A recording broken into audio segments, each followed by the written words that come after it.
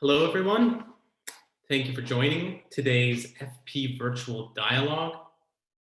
It's an especially exciting one that we are doing together in partnership with the Lionel Gelber Prize and the University of Toronto's Monk School of Global Affairs and Public Policy. I'm Cameron Abadi, Deputy Editor of FP Magazine.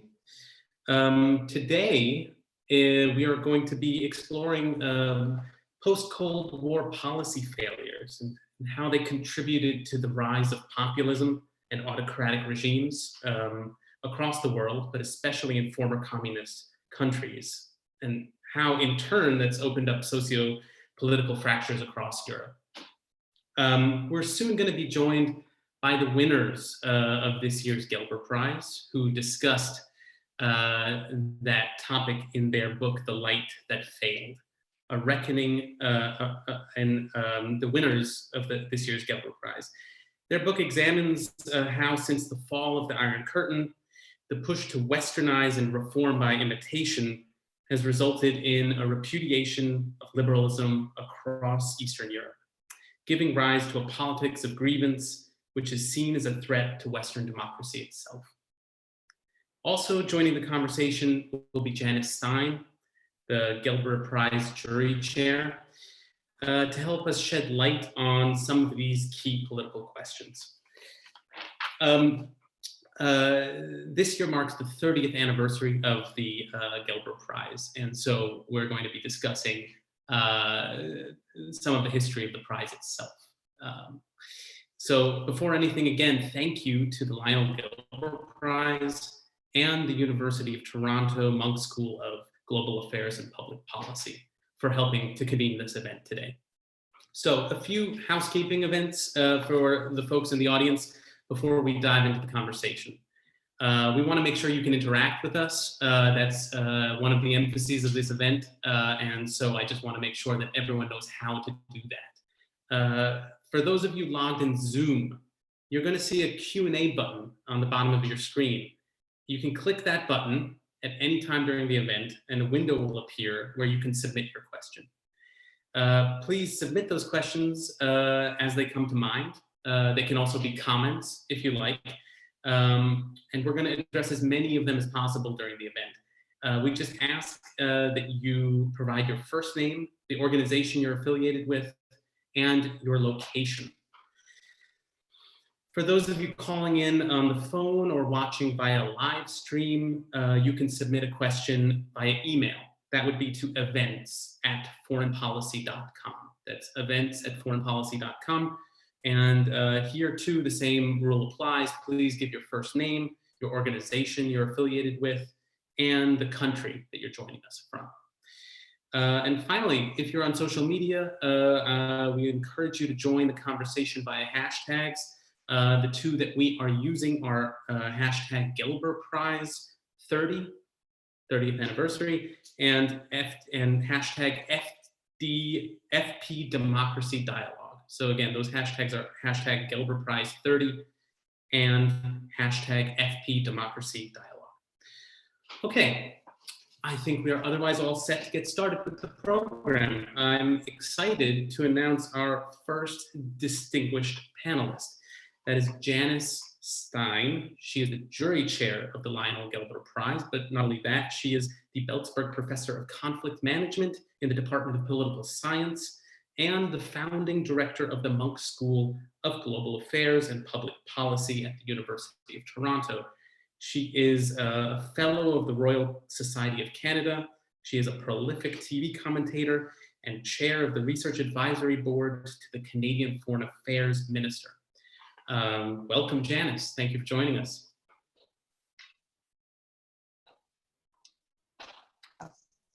Whoops, there we go. Got to do it. Oops. Sorry. There we go. Perfect. Hi, Karen. Nice to see you, Janice. Nice to see you. I'm very pleased that we have you here today because I did want to discuss a bit about the Gelber Prize on this 30th anniversary. From what I understand, the prize is named after Lionel Gelber, who a distinguished Canadian diplomat who came up with the term middle power, I suppose, in describing Canada. Yes. But the prize itself has sort of grown in renown. It's not only a sort of middling prize. It's a kind of probably one of the most distinguished book prizes in the world. And I was hoping you could tell us, has that always been the case out in looking back from the beginning 30 years ago? Has that always had that kind of renown and reach? You know, it's interesting, Cameron, because you spoke of Lionel Gelber. As you said, he was a diplomat, but he was far more than that. He wrote books himself about foreign policy. He was based in England and then returned to Canada. And he really had a vision, and I think this is something that would be relevant to you today in foreign policy. He believed you could write intelligently about international affairs in ways that well-informed people could understand. He hated jargon or bad language or bad writing. And that is something that I think everybody on this panel today would agree. After he died, his four nieces decided to establish the prize in his honor. And the mission of the prize is very, very clear. The prize goes to the book that is written in the English language, the best book on international issues, but it has to have two criteria. It has to have longue durée. It has to stand up over time as a contribution to important ways of thinking about international affairs, but it also has to be written in ways that readers of foreign policy, for example, would understand and enjoy. So the books have to sparkle. And that's been the framework all along. Of course, in the earlier years, there were always outstanding people who won the prize. Jonathan Vance, you know, an outstanding scholar of China, was one of the first winners. Robert Skidelsky, who wrote an absolutely magisterial biography of Keynes, and Michael Ignatieff won twice for books that he has written. And over the years now, there is a wonderful collection. It's a great library of authors who have won this prize, and it has continued to grow in stature. So people who care about global affairs know about the Lionel Gelber Prize and pay attention to the authors. Absolutely. I was going to just say the same thing, that the list of winners speaks for itself. You mentioned a few of them, but I would encourage people to go back and look at the list. All of them sort of stand the test of time, from Lawrence Wright's Looming Tower to Gary Bass's Blood Telegram. I mean, there's not a single one that is just of historical interest. They're all sort of deeply relevant. And as you said, they're all elegantly written. And I think that's also where I've always seen the commonality with FP, as you've said. It's not an accident that we're collaborating on this. You know, we've been wonderful partners, and I think it's especially good partnership because we share that core value, but the books reach a wide audience of interested readers. So turning to this year's shortlist, because I think it's also instructive to look at the sort of books that end up, even aside from the winners, all of the books on this year's shortlist are well written, but they also seem to sort of be relevant to the present moment. I mean, how as the chair of the sort of the book prize, are you looking for sort of contemporary relevance when you're looking at the books, and how does sort of this year's shortlist? You know, it's always interesting because every year there are surprising commonalities among the 5 books that get shortlisted, but that is not by design. The jury looks simply for the best, the most interesting and original arguments, and then the best written. But if you look at this year's shortlist, Cameron, there is a subtext running through all the books, which is worry and concern about the future of democracy. And that concern comes from many places. A book that I think you know, The Narrow Corridor, which is by Darren Acemoglu and James Robinson. They have written widely about institutions and the importance that institutions play in preserving and promoting democratic life. And reading that book, you come away concerned. The thrust of that book, as you know, is we cannot take institutional survival for granted. They can be undermined. And democracy needs constant care and attention. It's a super book. Absolutely, yeah. I mean, and not only is it interesting, but it also bears common themes with the winners with whom we're going to be discussing their work in just a little bit. I'll just name a couple of the other books on the short list because I can recommend them as well as I think the entire jury would. The Unsettling of Europe by Peter Gatrell, Roller Coaster, History of Europe between 1950 and 2017 by Ian Kershaw, and Power to the People about technology and how terrorists are arming themselves by Audrey Cronin. Yeah, it really is, as you say, books that sort of share with this year's winners. I was going to say that I believe this year there was also unanimity on the jury about the winners, which was yes. I think a remarkable achievement. I think, Karen, certainly as a jury chair, I would describe this to our listeners and our readers as a book that just sparkles. I was saying to the authors that the book is an inside-out book. It talks about the reasons why the West was attractive to people in Eastern Europe from the perspective of those living in Eastern Europe. So it starts from the inside and works out and has an absolutely original argument about imitation, which I know you will talk about with them. But I just asked them, how did this literary collaboration go? Because the book is just so wonderfully written. It's a treat. And I was sorry when I finished it. It just went by too quickly. It was both a joy to read and so interesting and thought-provoking and so counterintuitive in many ways. It's a wonderful book.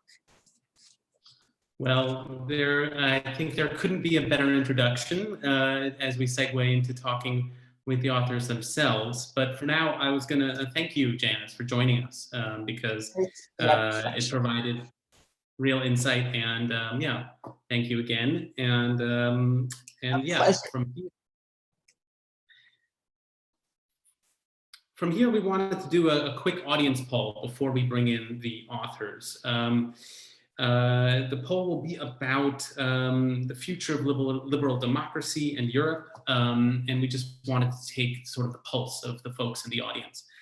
This is only going to be available for the people on Zoom, but those of you should now see a window on your screens, and that'll have the polling question. So please select and submit your response, which would simply be which one of these do you most agree with. I'll read it aloud for people not on Zoom. The question is, as the rule of law and democracy are being undermined in Hungary and Poland, are the EU and its member states doing enough to uphold core liberal values and civil rights across the Union? The choices are doing enough, not doing enough, or the EU should not get involved in national politics. I cannot vote in this, so I will simply be observing, but I will let you all have a minute to record your answers.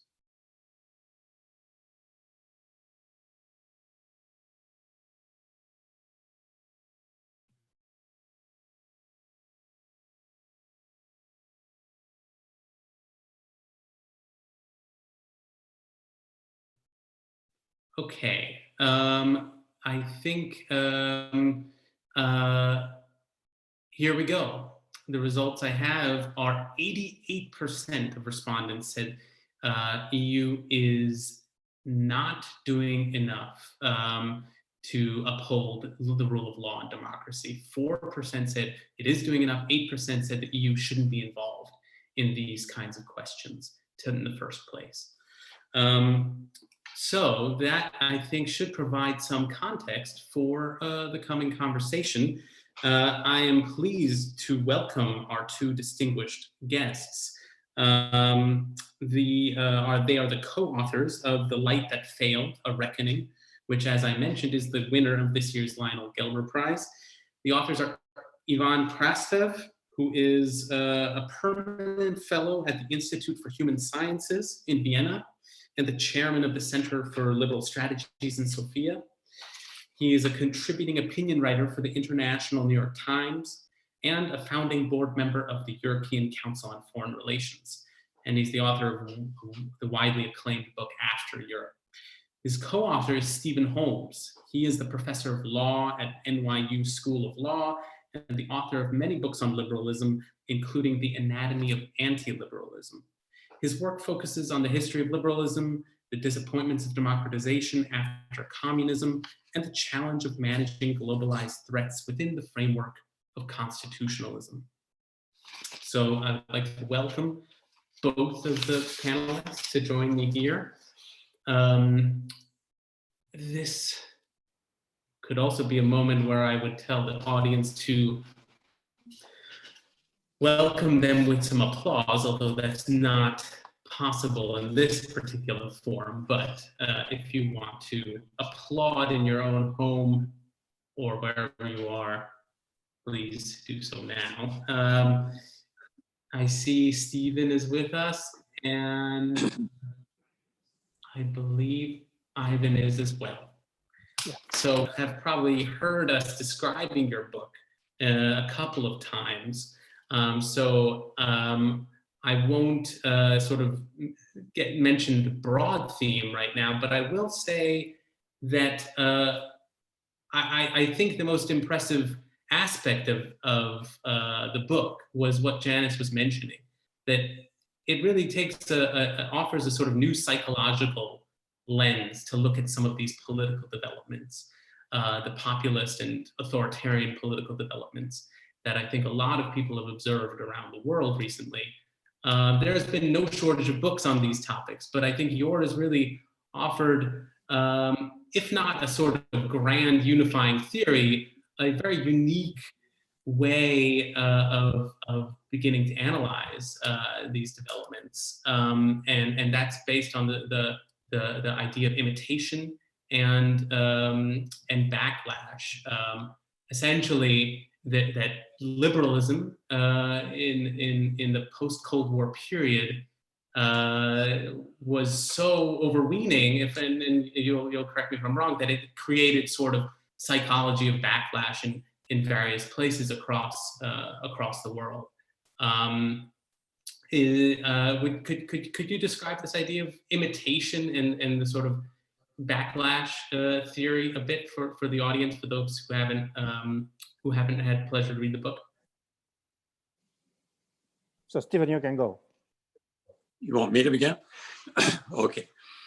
So thank you so much. And we're both really honored and pleased to be with you and to have received this wonderful prize. So basically, we set out to give an angle on the problem that has preoccupied many writers, which is the origin of these contemporary forms of politics of grievance, of resentment, anti-liberal, xenophobic, nativist, populist politics. And we started with the area in the areas that we know best. And we began with the question of why the part of the world, Central and Eastern Europe, in which the future of liberal democracy seemed so promising in 1989, turned out to be the place where these actual populist, nativist, xenophobic movements took power. And we found a clue in the rhetoric of the supporters of both Kaczynski in Poland and Orban in Hungary, which was the slogan, very common slogan among these populists, which is, we are tired of being copies. We don't want to copy anymore. We don't want to imitate the West anymore. And when this sunk in to us, it occurred to us that that's a kind of Ariadne's thread that was worth following, because of course democratization and liberalization experience in the region was experienced as a form of imitation. And imitation, already when you see it that way, you can understand why it might lead to resentment, because imitation assumes that the person, those that you're imitating, are superior to you and you're inferior. So that was a clue to what's happening. And if I could just give one example of this, which is, I think, helps explain how imitation leads to resentment.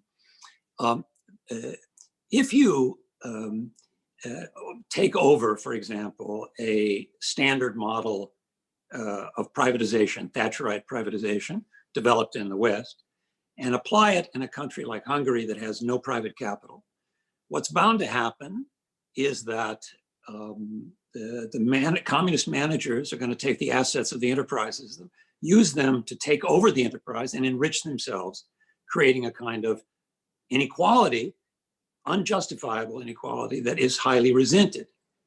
Plus, and this is the key turn here, is that that process of wild privatization and enrichment of a few, which is resented, viewed as unjustifiable, cannot be captured. The anger at it and the sense of injustice cannot be captured by the liberal idea of individual rights, because when you privatize the public patrimony, you're not violating any individual rights. So that's a source of resentment and a source of the belief that liberalism doesn't help us understand the grievances as they're experienced. So Cameron, can I also continue on this just for a while? Because for us, it was extremely important that in 1989, something really dramatic happened. Cold War was a clash between two universalist ideologies that had a very strong claim on the future. Basically, the Soviet communism believed that one day the whole world is going to be communist. And liberal democracy basically believed the same. So suddenly, the communism was not simply defeated, but it committed a suicide. Its own leaders did not believe in it anymore. So for us, it was extremely important to understand that this, for example, the meaning of the end of history, which Frank Fukuyama, I do believe, rightly picked up as something important in 1989, 1990, divided the world between the model, which was the Western democracies, and the imitators. So we don't know when Bulgaria are going to be like a Western democracy, but we know that this is the direction. And this was quite interesting because unlike many of the authors that have been analyzing the backlash against liberal democracy in Central and Eastern Europe, and they're trying to see it as a kind of a regional phenomena. Everything was about backsliding, about post-communism and so on. Our major argument is that we are seeing something much more important. The age of imitation not simply created resentment on the side of the imitators. Paradoxically, of what we saw in the United States with President Trump, those that have been imitated also suddenly get resentful. Because one of the effects of the imitation is not simply that the imitator, like Stephen underlined, feels inferior and basically not working, losing the idea of its self-respect, but also the model became uncritical to itself. As a result of the victory in the Cold War, suddenly the West fell in love with itself, lose a critical perspective in a way on its own reality, and this is part of the crisis that we're seeing today. I want to jump in here, Ivan, because I think this is an interesting point, and it's a question I had myself reading the book. On one hand, it seems like you and Stephen are saying that the West is to blame to some extent for suggesting that the rest of the world needs to copy the West, that the rest of the world needs to exactly follow the Western pattern and style of liberalism. On the other hand, somewhere in the book you say that after the Cold War, the West had a monopoly on sort of ideology. And a monopoly, obviously, is almost a kind of more neutral way of describing this. There was no competition. So I guess the question that comes to mind is, could this have gone otherwise? Could the West have done something differently after the Cold War to prevent some of these developments, the backlashes, the resentment? Is there something that they could have done, or was this all kind of inevitable? This is a great question, because this is not one of the books about what we did wrong. Because we do believe that there was something structurally very important. It was not that the West imposed on Eastern Europe certain political moment and the East Europeans basically have been resisting and have been unwilling to do this. This was just the opposite. The imitators have been very much enthusiastic in the beginning to imitate the model, because for them, this was really the final point. This is where the history goes. The idea of joining the West and Westernization was the other name of modernization. And this is why the idea of normality was so important for us when we're talking about the ideology of 1989 seen from Eastern Europe. In Eastern Europe, the message was, we want to become a normal societies. We don't want to come with something different. We want to be like the West. So from this point of view, it's not about the imperial West going to the East. Of course, you can have this type of practices. It's not that everything that has been done was right, but it is something much more tragic. At least my view was that we're much more trying to see this as a kind of an Asian tragedy than a kind of a book of errors, where it was just enough to have different policies here and there, and everything was going to be different. No, this was a genuine also kind of welcoming from the East Europeans that this is the model of society we want to imitate. But also two things are happening. First, when you start to imitate, you're becoming slightly schizophrenic because you're living between two normalities. And we have this in the book very much. Imagine that you are basically a Bulgarian businessman in the 1990s. And you want to imitate the West, and you're reading the book and you know that corruption is not normal. But on the other side, you're living in a world that you see, and basically corruption is quite normal because many others are doing this. So you're all the time schizophrenic between these two realities, and you have two ways to deal with this. One is to say, oh, we're going to transform, we're going to change ourselves. But the second is to say, in fact, the West is not so different. They're also corrupt, they're just pretending better. And I'm saying this because particularly in the last 5 years, and particularly after the global financial crisis, one of the things that happened in the world of the imitators was that we started to see our crisis also as the crisis of the model. 5 years ago, when something bad, political scandal, is going to happen in Bulgaria, we're normally going to say, this will never can happen in the United States or the United Kingdom. And we're not saying this anymore. That is interesting. I want to follow up with Stephen.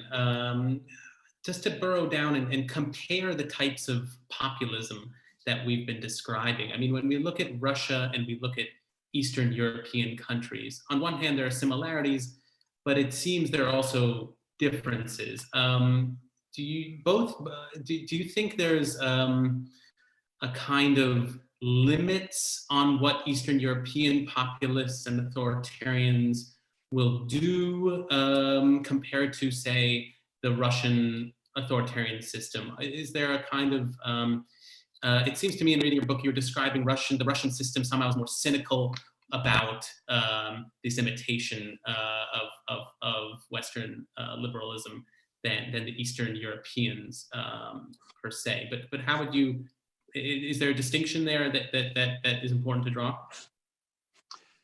The distinction between the Central Europeans and the Russians is a very large distinction, and it takes up many pages of the book. And I think you outlined it more or less correctly. In Eastern Europe, there was a kind of sincere hope of the elites of the region. And I think that is something I wanted to add here. And Ivan is right. The imitation impulse came from the East, that it wasn't imposed. It was, however, at the same time as it wasn't imposed, there was a judgmentalism that of Westerners. In German, they talk about the Besserwessis, the Westerners who come over and are judging the East European imitators as failed imitators or as poor imitators. And that was irritating, but it wasn't imposed. And partly the imitation impulse at the time is very understandable, because you ask, was there another path, or was it inevitable, or was this another path? Now, we definitely are not historical determinists, but we also shy away from counterfactual history because it leads you into such a field of arbitrariness, since you don't know what else would have happened if a different policy had been produced. So we're not engaging in counterfactual history. And we are very aware that when this whole system breaks down, the communist system broke down, there was a huge need to find a different way of organizing society and a different vocabulary to use. And but the source of the disappointment, which is, I want to just add that here because I think it's important to understand the psychology of anti-liberalism is not just a kind of primitivism. It's not just a return to the DNA of the region. There's a way in which liberalism itself disappointed, not because of the arrogant imperialistic attitude of the Westerners, which was there too also, but that I think that misses the point. So this is a point that Ivan has brought out in his other writings, that it's a very central idea that in 1989, the main liberty that was being offered to East Europeans was the liberty to leave your country, to travel. Today, you have a demographic hemorrhaging of these countries, 3 million Romanians, 1 million Hungarians going to Western Europe. That's understood as a demographic, an existential threat to the survival of these nations. And it's impossible in that context to view the freedom to leave your country as the highest value. So it's the experience of today that has led to a sense that the idiom of liberalism is not adequate to the experience. So that's a way of saying that it's not, it can't really find someone to blame for this. That would be the wrong way to think about it. It's a situation that Ivan said is a tragedy, but needs to be understood as following from the mismatch between the language of liberalism and the situation as people have experienced it. We're going to open up to questions soon, but I wanted to ask one more question before we do so. And that's about a topic that comes up at the end of your book, which is the question of competition with China. And obviously, we're now at a moment where that competition is increasingly real, increasingly present in our politics. It seems to me like you were describing that confrontation, that competition, as something where ideology is not going to be playing a big role anymore. It's going to be about material interests and other kinds of non-ideological competition. But as now we see this competition starting in our present moment, I wonder if you have any reason to look back and want to revise that, because it seems there's a lot of countries that are pushing back against Chinese influence, and some of that pushback comes on questions of freedom of speech. China seems to be bullying countries, like holding up economic ties on the basis of criticism of the Communist Party. Is that, do you think there is an ideological aspect to this competition, or do you think that this actually continues to confirm your thesis in the book? Our major thesis, and I'm sure that Stephen is going to say more about this, but when we came with China, and to be honest, none of us is a specialist on China. We know much better Central Europe and Russia than China. But China was very important for us because China was never part of the age of imitation. Chinese have been borrowing all the time.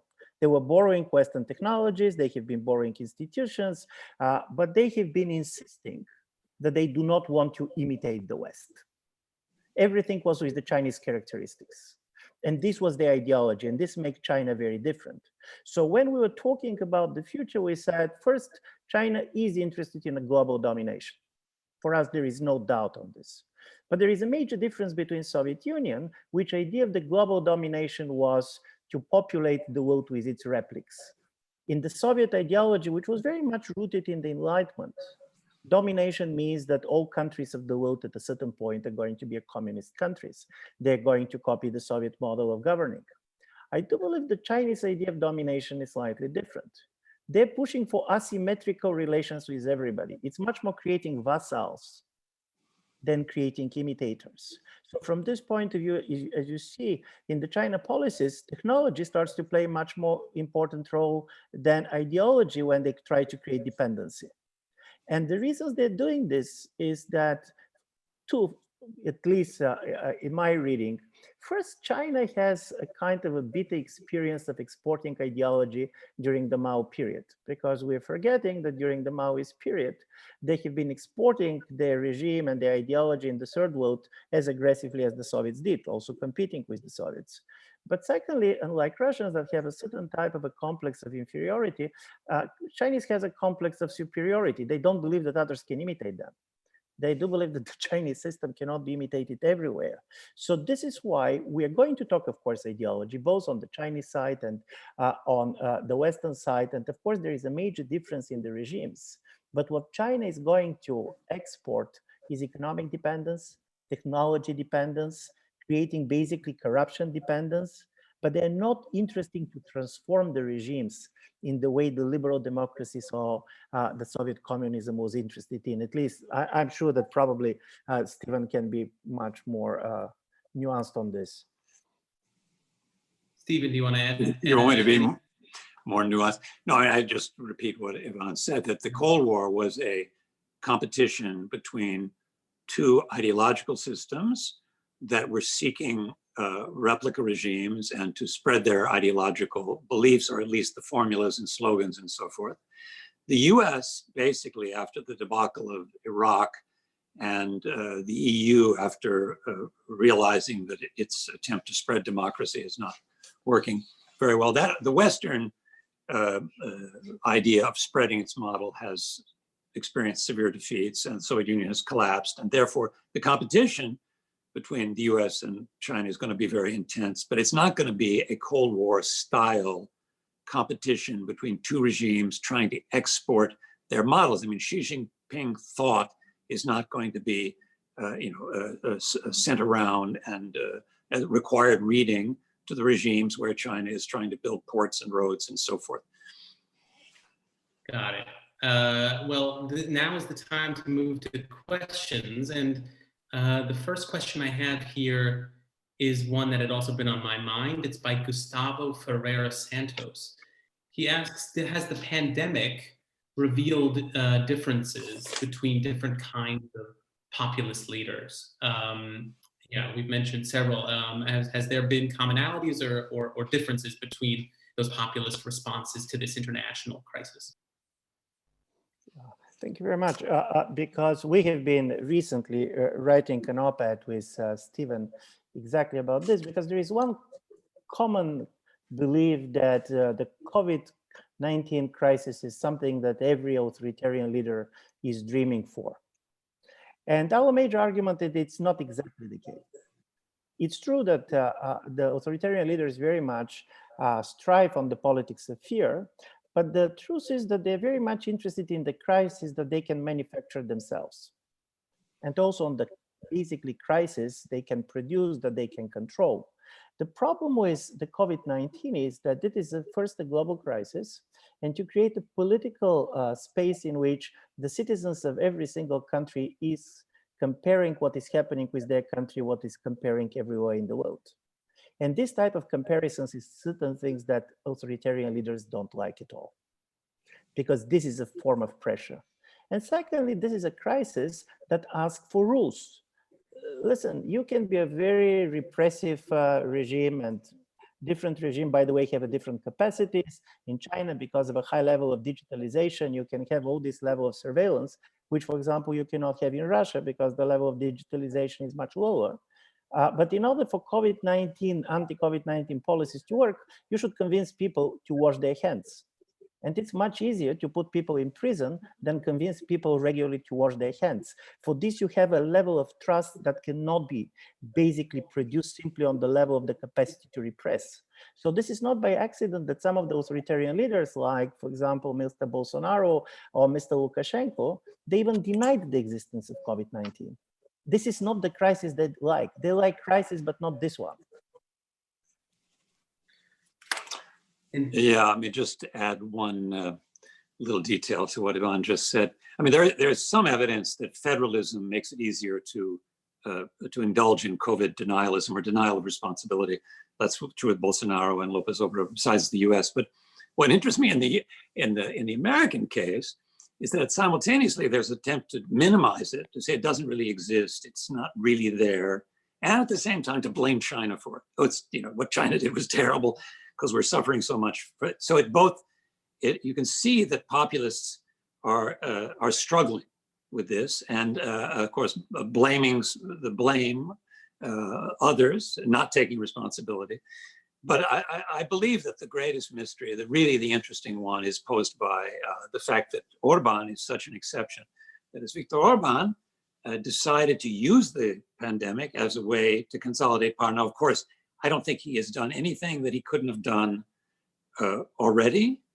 And it may be that it was a grave mistake to try to take responsibility for managing this because he's not being able to do it. And I think it's a problem. But the interesting thing about the populists is why they indulge in denying that it exists, that something like this exists. And part of the reason, this is just elaborating on Ivan, is that the truth about the virus is something that's not reassuring at all.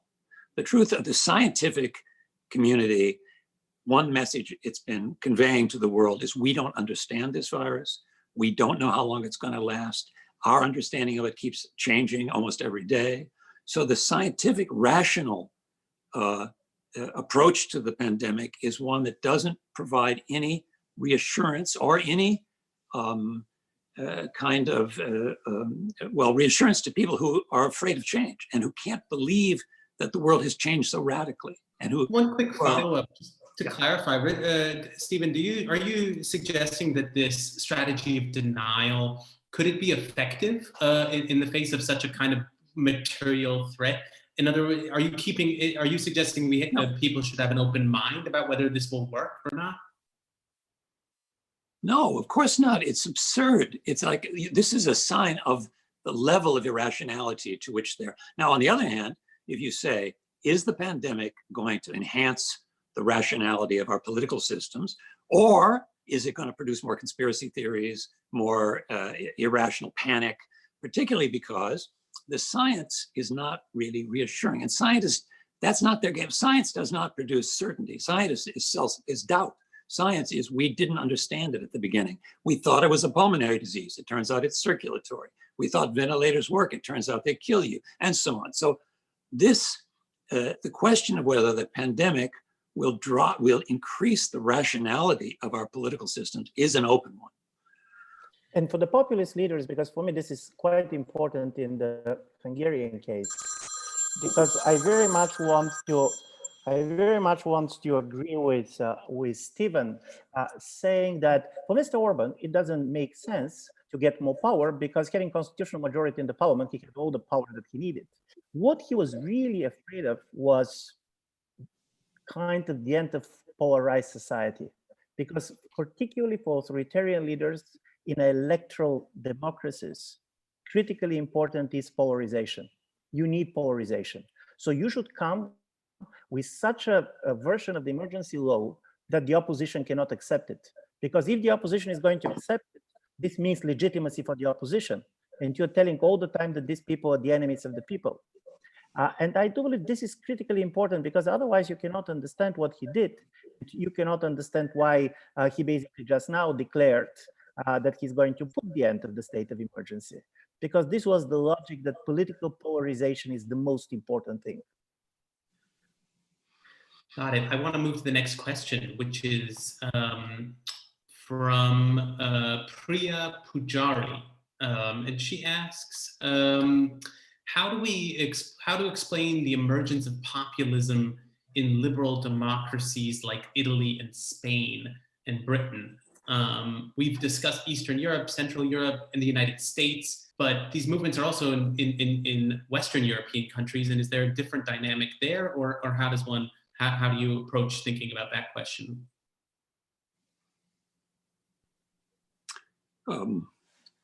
Maybe Ivan wants to talk about this. I mean, There's probably a different answer in different countries, but there seems to be a kind of universal pattern emerging that the basic divisions in society are between metropolitan centers and the provinces, and the resentment of people in the provinces to those who live in the big cities. The populist parties have a hard time winning votes in big cities. This is very true in Eastern Europe. All the cities in Poland are controlled by the opposition, and in Hungary, the 2 or 3, the biggest are also. I think this is a common thread. And we didn't talk about Western Europe, but there are parallels, and the language of, say, Salvini, which is an anti-immigrant language. It's a language about the authenticity of Italy being overrun by, being invaded by migrants and so forth, who are spoiling our national traditions and so on. That is very similar. But I think at least one aspect of this, because the East European populists tend to be counter elites of prevalently provincial origins who resent the globalist classes. I very much love the phrase of Alexander Goland, who is a prominent member of the Alternative für Deutschland party in Germany, the right-wing party, populist party, who said, a globalist is a person who, when it rains in his country, doesn't get wet. So there's a sense that this is a counter-elite, anti-elite, anti-establishment, parties of resentment. So there are parallels. But again, this wasn't our topic, and it could have been. I'm sure others will write about this in a way that's illuminating and either confirm our thinking or add to it or contradict it. And this is quite interesting because we have been hinting to this also in the book. As you know, in the book, we're not doing Western Europe, and I don't believe that all populism have the same sources.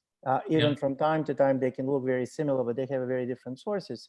But one of the things that is happening, particularly in the West European societies, is that while the problem of Eastern Europe psychologically is very much the problem of the second generation of migrants, the first generation comes, and the very integration in the host society is perceived as success.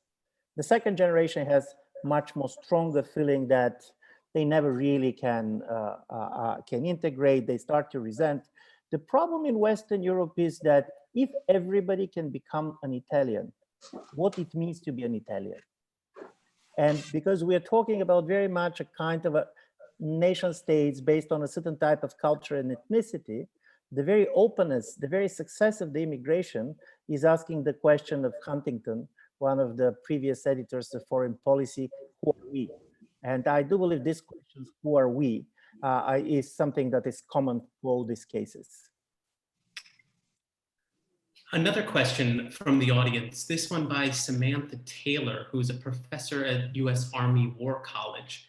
She asks about what does the rise of anti-liberalism mean for institutions like the EU and NATO that are built on liberal ideas? Can the EU adapt, or is there another alternative form of liberalism that the EU can pursue, and the same for NATO, or are they sort of, is this kind of liberalism in their DNA? Can they are they sort of doomed in that sense?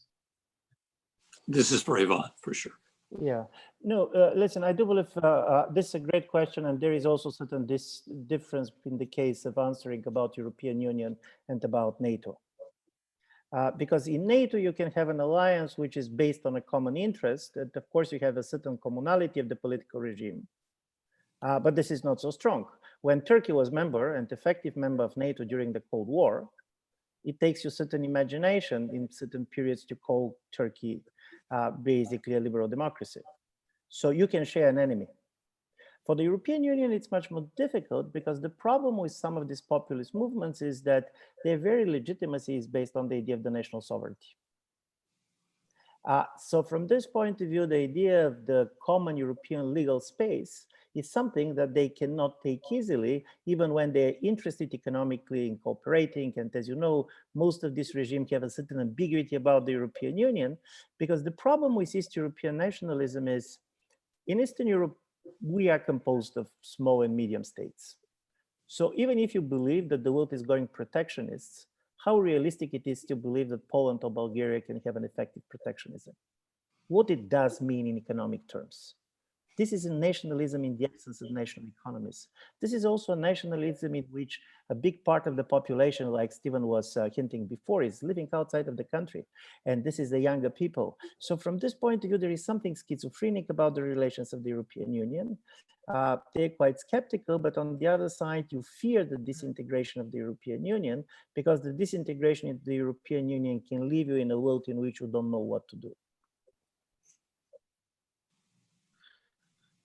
Another question that comes from the audience, this one from Rhonda Freeman. Are there countervailing movements in Eastern Europe of revised liberalism that can maybe influence politics in the future? Have the opposition managed to sort of synthesize some of these critiques? Is there a sort of hopeful opposition movement in this way, or do you think politics are still kind of trapped in these dynamics?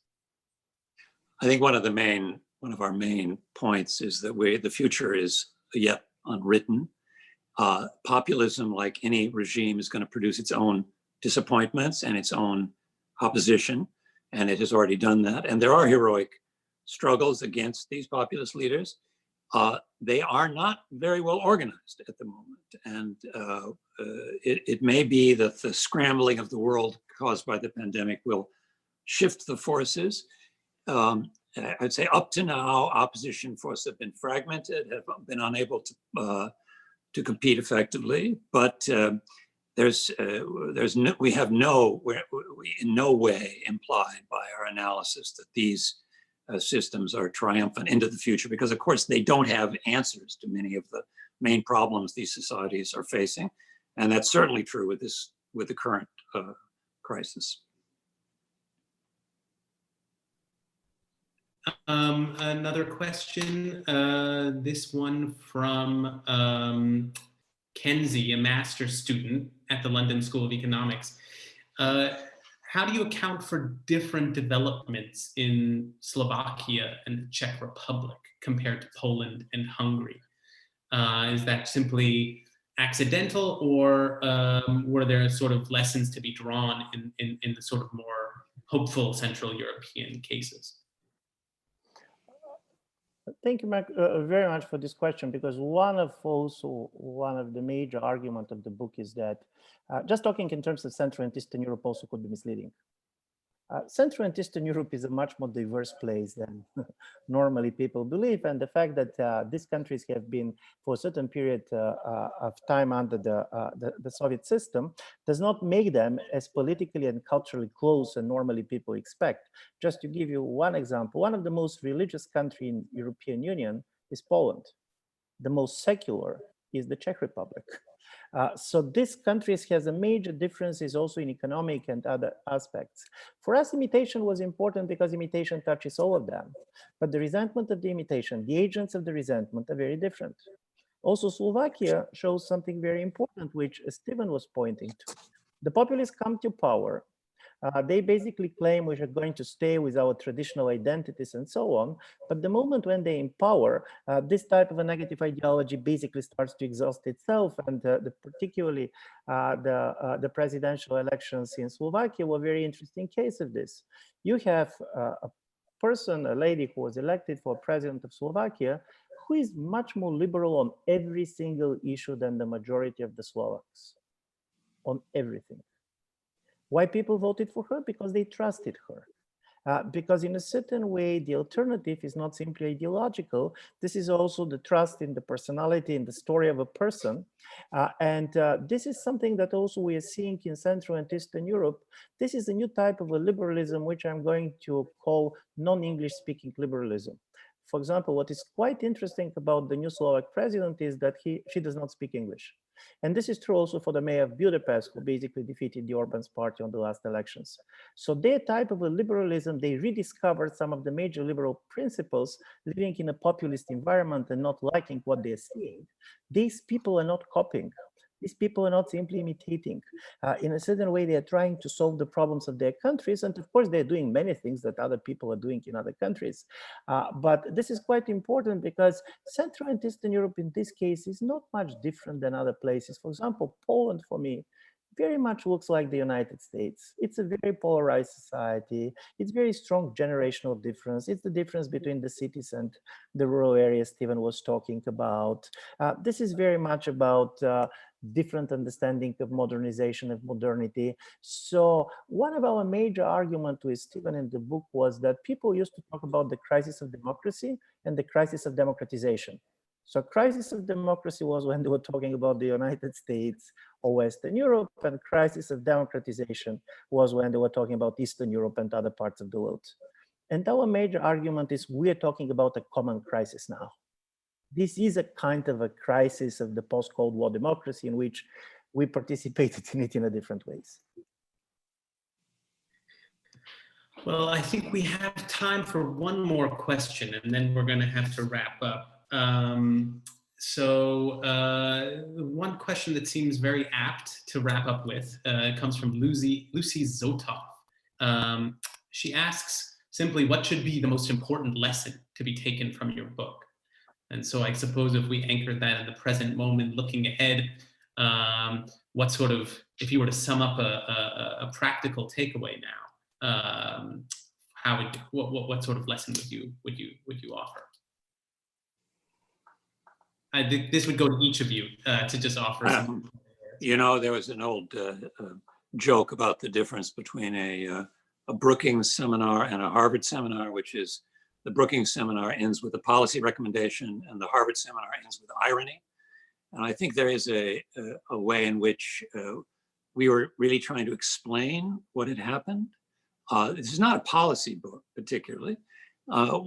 Definitely, there's we end on a hopeful note, and which is that the liberalism is a resilient way of organizing society, and it's not in any way in no way been defeated, even though it's in retreat in many parts of the world, and that there's a liberation involved in giving up the idea of liberal hegemony, the idea that liberalism must be the system that is spread everywhere in the world, and that all countries are either going to become like us, or they're going to be failures. That's, once you've abandoned that idea, there is a way in which this 250-year-old idea about how to organize markets and politics has a lot to offer. So I think that's the hopeful lesson, if it's a lesson, although it's not, I wouldn't say it's a recommendation. Yeah. Also, I don't believe that we have lessons, but there is one thing that I learned from Stephen, who has been working a lot on Machiavelli, and there is never good reasons to surrender because you don't know what the fortune has prepared for us.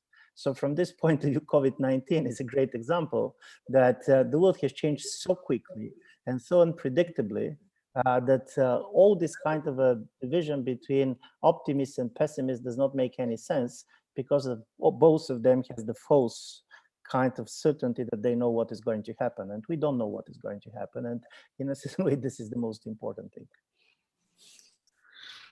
Those are very wise words, and sometimes the most difficult recommendation to keep in mind is to simply keep an open mind, as you're suggesting here. But appreciate those contributions from both of you. But before we wrap up, we want to do one more poll with the audience. We're going to check in again on Zoom, and a window should now be appearing for the audience with another polling question. The question is, what does the coronavirus mean for Europe's future? Either national self-interest will weaken EU solidarity and undermine the bloc's global relevance, or Europe will lead on reforms for global cooperation and governance. I will let the audience select which one they most agree with, and then we will wrap up. I'll just let that go for a few more seconds.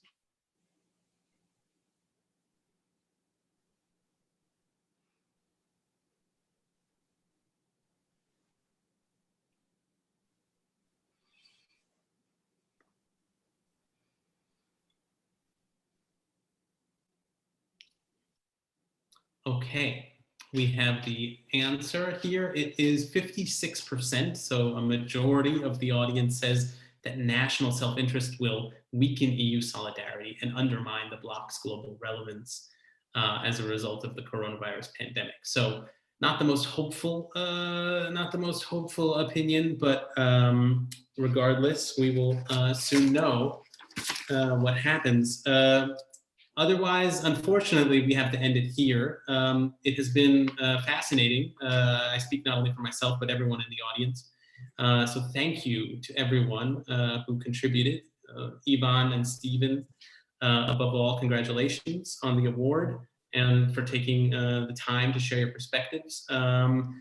Also, a big thank you to the Lionel Gelber Prize and the Monk School of Global Affairs and Public Policy for partnering with us today. We're grateful for your support. Please stay tuned to everyone in the audience. Stay tuned there for more upcoming virtual events here at FP, including a virtual roundtable next Tuesday on May 26th. We'll be convening health officials, leading health officials and experts from around the world to examine the response to COVID and what kind of lessons to draw from the pandemic so far. More information on that can be found on our website. That's foreignpolicy.com/events. Otherwise, again, thank you to everyone for participating today. Thank you, take care, and see you all soon.